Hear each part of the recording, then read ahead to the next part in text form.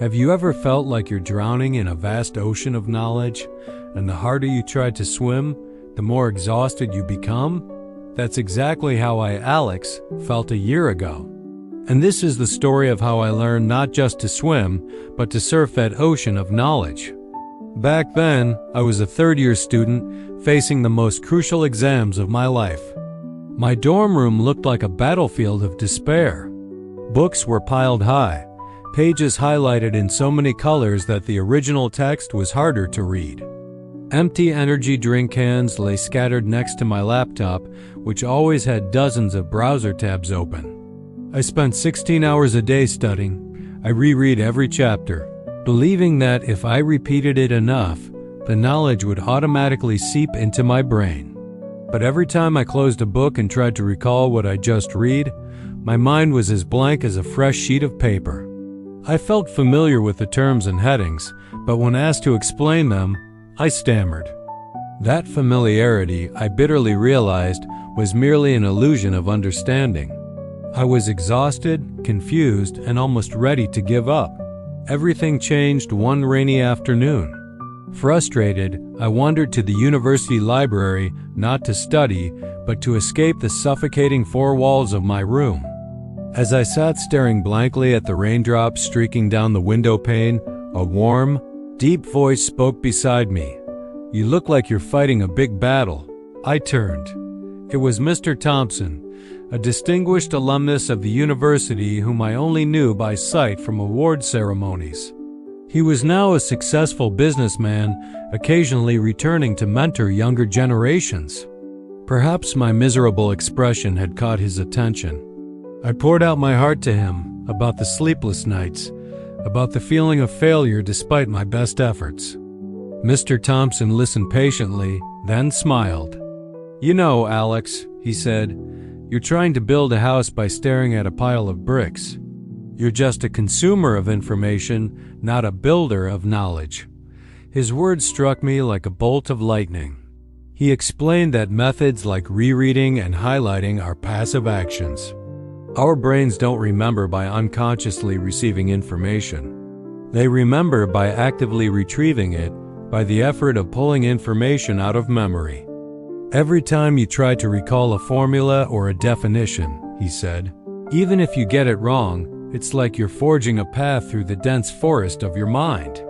The more you walk that path, the clearer it becomes. Mistakes aren't failures. They're part of the consolidation process. From that afternoon, I decided to completely discard my old study habits. Under Mr. Thompson's guidance, I began a revolution in my learning methods. First, I stopped marathon study sessions. Instead of sitting for 10 hours straight, I divided my study time into short sprints, each session lasting only 25 minutes, followed by a 5-minute complete break. During those 25 minutes, I focused absolutely. No phone, no social media. I realized that the quality of focus was infinitely more important than the quantity of time. 1 hour of deep study was more effective than 5 hours of distracted learning. Next, I transformed myself from a consumer into a builder. After each study session, instead of continuing to read, I closed the book and tried to write down everything I could remember on a blank sheet of paper. I drew mind maps to connect ideas. I stood up and tried to explain a complex concept to an empty chair, pretending I was lecturing someone. This was the teach-to-learn technique. When forced to articulate knowledge in my own words, I had to reorganize information, simplify complex ideas, and identify gaps in my own understanding. That's when real learning happened. Mr. Thompson also taught me about the 80-20th rule. "Don't try to boil the ocean, Alex," he said. In any subject, there are always about 20% of core concepts that determine 80% of the results.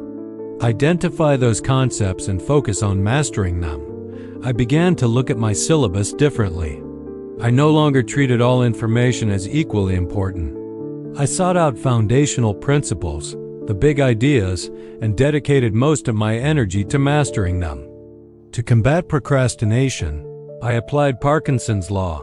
Mr. Thompson explained, Work will always expand to fill the time allotted for its completion. So, I set strict time limits for each task.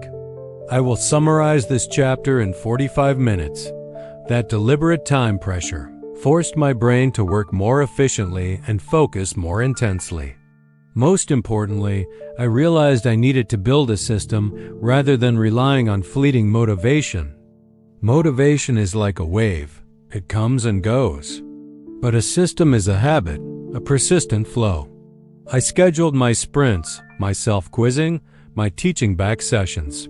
Gradually, effective learning became an automatic reflex, no longer an internal struggle. I also decluttered my workspace, removing anything that caused distraction. A tidy space brought a clear mind. I started public learning. I joined a small study group where we took turns explaining topics to each other. I wrote short summaries of what I learned and shared them. This act not only helped me consolidate knowledge, but also clarified my own thoughts. Of course, this process wasn't always smooth. There were days when I felt I wasn't making any progress at all. That's when I remembered Mr. Thompson's advice about the silent phase. He said it was a period when the brain was quietly working, transitioning from consuming information to truly mastering it.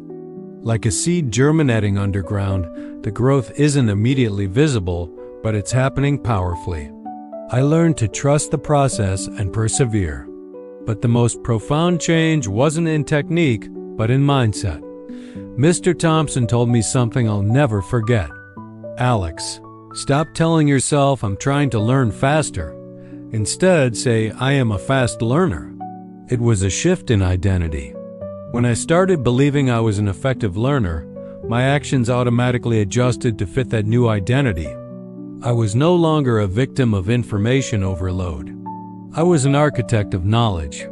The day of the final exam finally arrived. But this time, I walked into the exam room with a completely different mindset. No more panic, no more last-minute cramming. I was calm, confident. As I read the questions, the answers didn't just surface from short-term memory. They flowed from a deep understanding, from the paths I had diligently forged in my mind. I passed the exam with results beyond my expectations.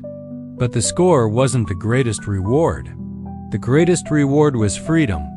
I had liberated myself from the shackles of outdated and exhausting study methods. I had learned how to learn a skill that would stay with me for life. My story isn't a miracle. It's a story about understanding and respecting how our brains work. It doesn't require superhuman intelligence, but rather a change in strategy and a belief in oneself. The journey from a passive consumer of information to an active builder of knowledge changed my life. And you can start that journey too. Look at how you're learning. Are you trying to boil the ocean? Are you just staring at a pile of bricks? Start today. Begin with a 25-minute sprint. Close your book and ask yourself, what have I learned? Explain it to a friend or even to yourself in the mirror. Become the architect of your own castle of knowledge. Because the power to learn extraordinarily is already within you, just waiting to be awakened. Don't just study. Become a learner.